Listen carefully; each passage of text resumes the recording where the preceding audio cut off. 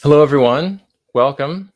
Thank you for joining us. I'm Seth Gillihan, and this is my daughter, Ada Gillihan, and we are co-authors of the CBT Deck for Kids and Teens, which we're going to be talking about together today. So we've each prepared some questions. We're going to be, I guess, kind of interviewing each other and look forward to sharing with you some of the practices from this deck and kind of some of our experience of what it was like to write it. So, Ada, I will we'll go youngest to oldest. So you can start, and then we'll go clockwise. Okay, what inspired you to make a kid's version of the original CBT deck? Well, I mean, some of it was just that. And this was during kind of early on in the pandemic, and there were these reports coming out of just incredible numbers of young people who were dealing with overwhelming stress and anxiety and mood problems, um, and it was harder than ever to get help for those kinds of things because you couldn't see people in person, and therapists like me were just um, overwhelmed with demand for people who needed help. So I wanted to provide a resource in that way. And also, I knew, from your own experience that you had used practices like these and found them helpful. And so I thought it'd be good to adapt it for younger people. Um, so I guess, I mean, speaking of that, and I know you've had your own experiences with anxiety, and thank God those have gotten so much better. This was around second grade, so you always loved school or excited to go to school, and then almost overnight, it seemed like at the beginning of second grade, things changed so much, and you were having these panic attacks. Mhm. One of them that stands out was that one in New York City. Remember, we were there for your uncle's graduation from Oh, medical yeah. school, I think. And so, can you talk a little bit about what that experience was like, what that felt like for you? Yeah, I remember it was really hard to breathe and hard to swallow too. And um, I felt kind of faint and like weak. And I thought I was dying. But I remember you carried me and you sang to me, and I started feeling a lot better. Yeah, I remember that too. I remember, yeah, your body was so hot, you were so pale, and I remember you just draped over my shoulders. We walked through the streets, I guess, on our way to dinner. Um, uh, so difficult, I'm sure, as other parents know, wanting to help your child, but not really feeling like you can take this away for them. Um, so so yeah, that was a difficult time, huh? I mean, Yeah. probably in ways that I can't even really know. I mean, because I would experience it like when you're having a hard time going to school or when you were in the middle of a panic attack, but I know it seems like it was something that was just going on pretty much, I mean, just all the time for you. Yeah. What's one of your experiences with anxiety? You know, I mean, I've had plenty of experiences with anxiety. I think it's actually part of what helps me in working with people who are dealing with anxiety, is having some of those experiences myself. Like I've had panic attacks, and other uh, experiences where it's just, when there's something that you care about and the outcome is unknown, it's easy to feel a lot of anxiety about that. So one that stands out, I mean, especially talking to you, is the night you were born. So uh, we're in the delivery room, and I just had so much anxiety about like how's this going to turn out, because you don't know. I mean, it's sort of. I mean, you're so close, to having and holding your baby, but it's a kind of a somewhat perilous journey. Um, And so every time, I just found myself just like, there's a heart monitor where you can hear the baby's heartbeat. And so I was just like tracking that constantly, like, is it slowing down? Is it okay? Like there'd be a contraction and your heartbeat would slow down, and I would feel like my heartbeat would speed up, and then it would come back down again. I feel like, "Phew, okay." And I had started taking yoga again around this time. And I remember my teacher, Paula, saying, the breath is always available to you as a place you can come back and find like a sense of peace in yourself.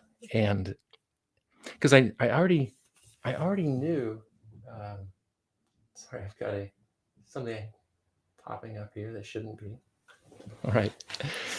So I already knew, we were having a daughter. We were planning to name her Ada, but but I was really anxious about like what was going to happen with all these unknowns, before you were born. And so I remembered that the breath can always bring us back to the moment, and just coming back into the moment does a lot to relieve anxiety, because my anxiety was about what's going to happen next.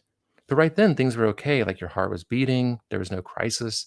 And so I remember just focusing on my breath, coming back to the present, and then I could actually like be more present for mommy, because obviously she had the harder job in the room.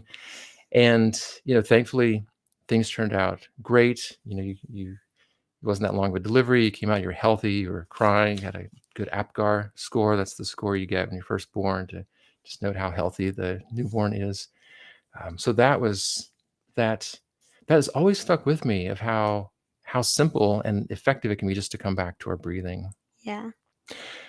So let's see. My next question for you is, you had um, the CBT deck, the original one that I got, that was intended, mostly for people who are older than you.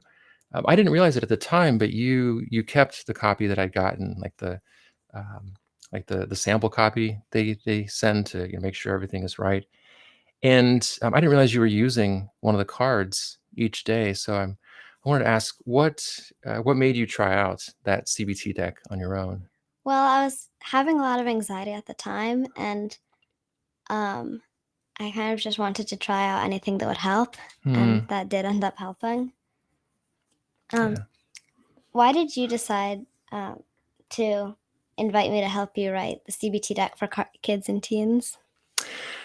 Well, I mean, your experience with anxiety, I think, had a lot to do with it. Just knowing that you had used the CBT deck before, you'd found it helpful. Um, and when I had thought about, actually, like a long time before I asked you to write it, I had this idea, like if I ever adapt this for kids, it seems like it would make a lot of sense to work on it with Ada, because of your own experiences, and because I feel like you would have that um, sort of insiders knowledge, like what it's like, and what can be helpful. And of course, I think you're smart, and good with words, and I thought it'd be fun to work with you, and also just really meaningful, which it was, to create this thing with you. Um, and so I mentioned the idea to my agent Giles. He loved it. He thought it was a great idea to write the deck, and to have you as a co-author. So then I brought it to my publisher, Pessy, who's sponsoring this event, and Carson there was excited about it. So we went ahead with it, and I think it was just a really fun experience, and nice of you to do it, because this was in the middle of online learning with the first year of the pandemic. And so you'd have your classes, and then usually it was in your breaks. You have a little break between classes, and say, can you take a half hour? We'll write a few of the practices, and you were great at taking time to do that. Maybe we can go back to your own experiences with the CBT deck when you were really in the thick of your anxiety, and I wonder what was helpful about it for you. Well, like every morning when I woke up and I'd read a card, it was almost like you were there next to me and saying the things to me, which Hmm. helped. I know you're not trying to make me cry, but it definitely brings tears to my eyes, and I'm glad that felt like a helpful experience to have one of your parents there talking to you. And I remember when you told me it was helpful, I felt like, oh my goodness, like if I had known this was going to be helpful to you, I would have written it just for you. I mean, without even the idea of sharing it with other people. Um, that was such a meaningful thing to me. Um, Yes, is it your turn? Yeah. What do you think one of your favorite cards is? Well, I've got one right here. This is so the cards, they have each one has a different there are three types of backs. This one is called B. There are also think and act cards. Can I see your card there? So the think cards, these are one about training your mind so your thoughts work for you because our minds can so often work against us. There are also act cards. So those are about uh, doing certain behaviors that help us to move toward our goals, decrease anxiety, those kinds of things. And then the B cards, these are about mindfulness practices. So being present and kind of opening to our experience and really increasing our awareness of what's happening. So that's what this card is about. It's really about awareness because we often, I know for myself, especially when I'm going through difficult times, it's easy for me to lose sight of all the things that are right in my life and just kind of focus on all like the 2% or the 5% of problems and forget about like 95% of my life that's pretty good. So I'll walk you through this now, Ada. If you want to follow along, feel free to. This is called breathe and give thanks. So sit comfortably in a quiet place. Sorry, this isn't exactly quiet. And feel your breath as you breathe in and out. With each breath, think of one good thing in your life, your friends, your family, your house, your food, or your pet.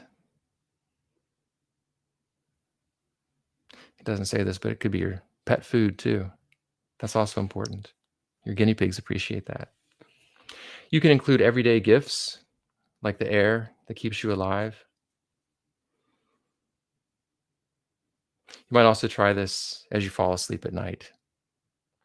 So you can see these are just really simple practices. I mean, there's really pretty much nothing more basic than breathing, but that kind of connection, I think, can help us to let go of where our minds tend to go into these ruts about like there's this problem and I don't like this and why me, and realize all the good.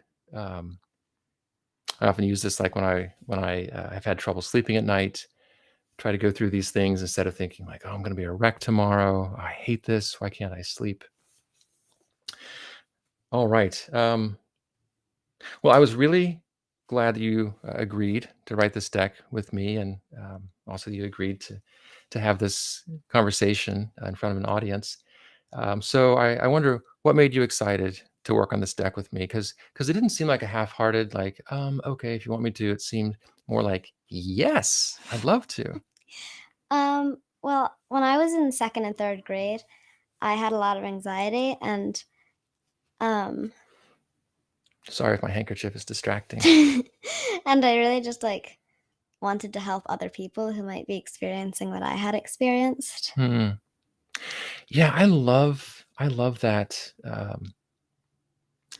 that cycle. It seems like it's so common. I sort of mentioned it, in part for myself, that I feel like the one of the best things we can do in life is really to take the sort of the kind of garbage, the scraps that come into our lives, and in a way, sort of turn them into compost that then get used in a way that can be helpful to other people.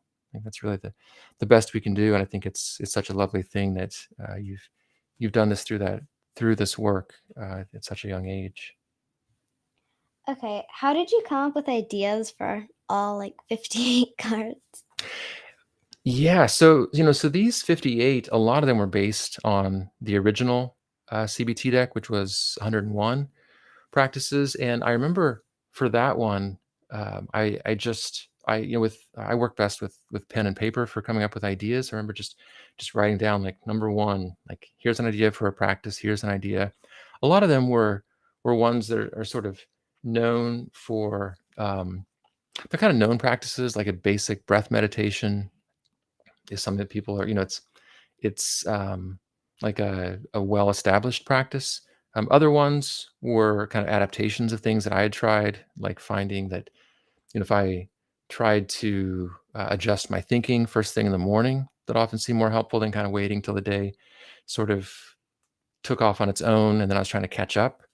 So really, it was just kind of brainstorming things that I already knew about, things I was noticing that I was using myself, kind of spontaneously, and then just kind of keeping my mind open and capturing the ideas as they happened. And then, you and I started from that and picked out, went together, sitting on the couch together, going through like, which of these seem like they would be a good fit for things that kids might find helpful. And then from that original list, then going through and really trying to make the language and the concepts much more approachable. Another reason that I wanted wanted your help is that I knew there are things I would say that just wouldn't be the way the kids would say it. Like I know the kid language. The kid language, exactly. Yeah, kind of a different dialect. So I would say something and you'd be like, yeah, you're very diplomatic. You'd say like, I don't know if people my age really use that word, or like, that's not really an expression that we're familiar with. So that was super helpful. I didn't say these things like when your parents say things like cool, and they think they're like using the lingo, and they're like, no, that's what kids said when you were 11. All right. Let's see. Is it mine now? Mm-hmm. So, last question I have for you. What's one of your favorite cards? Okay. This is a card from the part of the deck called What If. Oh yeah, I forgot we hadn't shown your card yet. I totally ruined it. When we're worried, anxiety likes to ask us a bunch of what if questions. What if I forget my homework? What if my parent gets sick? You can turn things around by asking different questions. What if my teacher loves my project? What if my friends really care about me? What if I help our team win the game? What if tomorrow is an amazing day? See what it's like to ask good what ifs. Love it. Yeah, I love what they did with this card. How they made it. It's kind of like a text exchange. So we're sort of flipping the script and asking opposite types of questions. What do you find helpful about that? Well, I feel like I can use this strategy a lot in my life because usually whenever there's something new, um, I always get like really worried about it and like ask myself, what if this turns out like terribly? But then I find it's easier to just switch my mind and say, like, what if this goes really well? Because when I was in fourth grade, I started off the year online. So when I was going back into school, I was really nervous and I was like, what if I don't make any friends? What if it goes really badly? But then I kind of like got a positive attitude and I made a lot of friends. Yes. Yes. Yeah, I think I got some in my eye again. Yeah, your mom and I were so proud of you that you did that, and frankly, a little bit shocked because I mean, I hope you don't mind my saying, but for so much of second and third grade, you were begging to be homeschooled, and then when fourth grade, I mean, end of third grade, and then end of fourth grade.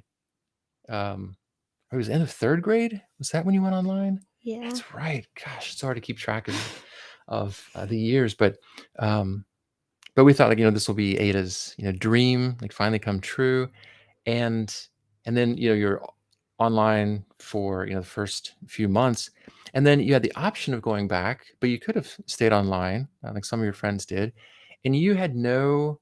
I mean, you did have some anxiety about it, but you had no hesitation. Like I'm nervous and I'm going to do it. If you don't mind my saying, that was the same approach that you used for this interview, right? This is a new experience. I mean, first time for me having an interview with my daughter, but first time for you, doing this kind of thing, and same kind of approach where like, yes, I'm anxious and I'm going to do it anyway, and that really, I think, I mean, for anyone, I think to have that kind of willingness it just sort of makes you unstoppable. Like if you're willing to be anxious and do it anyway, then there's pretty much nothing that can hold you back, because it's not like, well, I'll do it unless I'm anxious. It's like I'm going to do it, and I did see that switch from like what if to as I started to prepare, I think you started to see the excitement and this is that there's like it's probably going to go well, and it might even be fun. So it's certainly been a fun and enjoyable experience for me. That's the end of the questions that we prepared for each other, but we'd love to answer some questions. I think I saw some popping up before. Okay, here they are. What would you tell a friend? Oh, Ada, here you go. The first part was blocked. What would you tell a friend who's experiencing anxiety? And is there a favorite exercise you teach them? Do you feel all right answering that? Well, it's sort of like the similar to a card we wrote that was like face the fear of school. How you kind of just have to take everything one step at a time, and like you only really need to focus on the next thing that you need to do. Yes, yeah. Yeah, that would probably be mine too. I think that's again, these simple ideas that can help us to move through pretty much any challenge. Just break it down, take it one step at a time. You can always take that next step if you make it small enough. Um, and I know I think you've shared that with even with your sister at times, right? Like you can do this, like just um, start to approach it, face that fear, and then it usually shrinks. All right, and question for me. Was there anything about Ada's insider knowledge that surprised you? And what did you learn from working together? Um, yeah, it's a good question. Let me think about that for a second. I mean, I think the main thing I was surprised by was just your kind of the really helpful nuances that you had, like where we'd be talking about a practice, and I feel like we had a nice mind meld. When we were doing it. We both have a sense of like it's kind of in the right direction, but it's not quite there. And then so many times you would say like, what if we started like this, like a different, just like a different approach? Because I'd be maybe locked into like trying to get the wording to work out a certain way, and then we just flip it around. Um, and I mean, I know you're a good writer. I know you're good with words. But I think that was, um, I mean, not it wasn't like a total surprise because it wasn't like I thought that you were going to struggle with this, but just many times just having that feeling of like, yes, when something clicks, like the French call it like a mot juste. It's like just exactly the right word. Felt like that. And then what did you learn from working together? Um, I mean, you can, if you have anything you want to add that you learned working together, feel free to share it. Um, but but I would just say, I mean, the main thing that it reinforced for me is that it's a lot of fun to work together, and it's really enjoyable to feel that shared sense of mission. Like it's something we both care about. And again, using our own challenges, there's this sort of like it's like an alchemy process. I don't know if you know that from your books you read, alchemy, but it's like turning lead into gold. But in this case, turning a difficult experience into something helpful for others. So I think that's all the questions that we have. Anything that you want to add before we say goodbye? Um, well, I felt like with this deck, felt kind of like more motivated to use it because with the other ones, it was more like I like this one because I helped write it, so it feels like I kind of have more of a connection to it. Yes, which I can definitely understand. Yeah, being part of that creative process. And one thing I love is that they included some of the some of the images actually look a little bit like Ada, right? Uh, which was a nice touch. So that's it for us. Thank you very much for joining us. Ada, thank you for writing this with me. Thanks for agreeing to do this. Um, this is happening very close to the end of 2021. So I wish all of you a lovely new year and peace and joy and lots of love in 2022.